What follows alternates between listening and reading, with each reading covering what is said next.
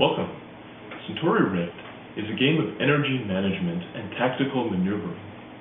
The reactor of every ship produces a certain amount of energy every turn that can be used to move, defend, and attack. Each player, representing a ship's captain, will seek to outmaneuver their opponents by making tactical decisions under the constraints of limited energy and ammunition. There are three different models of ships in the game. This is the Rhino. The schematic shows where the weapons are. 2 torpedoes, 4 lasers in the front, 2 lasers in the back. It has 1 mine and 10 torpedoes. Every turn, you refill your reactor track, and that's how much energy you have for the turn.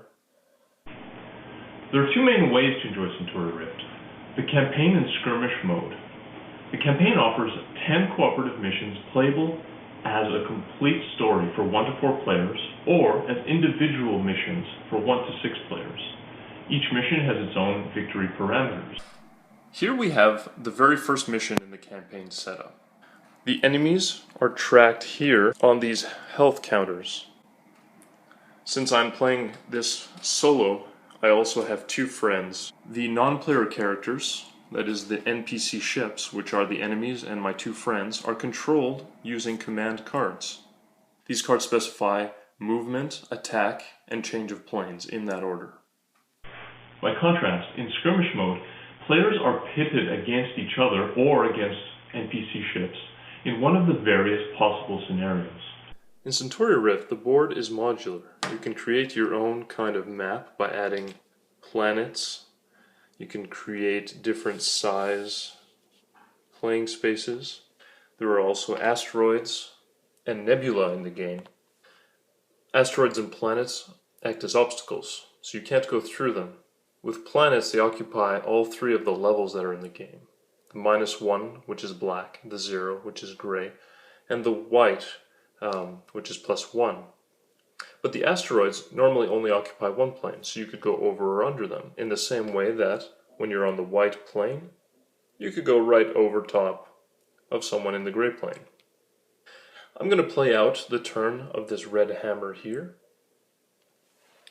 I've already taken some damage to the front of my ship, and I already have speed +1 left over from the last turn.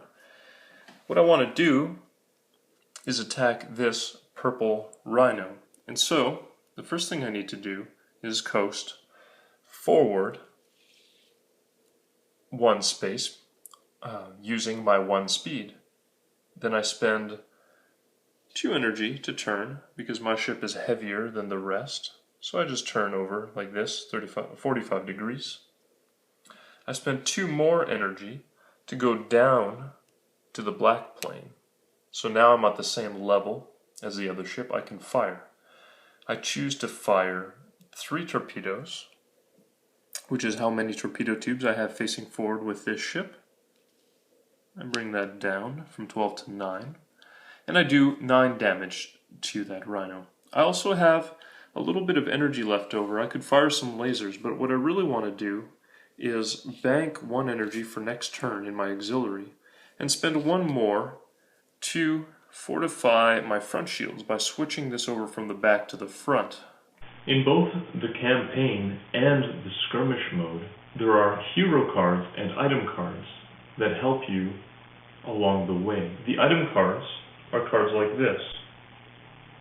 They give you usually one-time bonuses. There are also hero cards, like this one here, that can give you a permanent effect. Centauri Rift deserves attention because it provides an experience that I have not seen in any other game.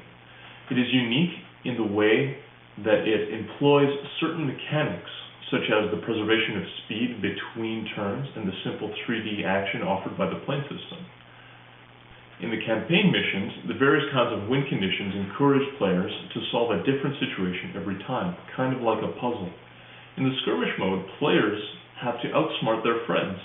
In both cases, players have the opportunity to exercise their creativity in forming strategies.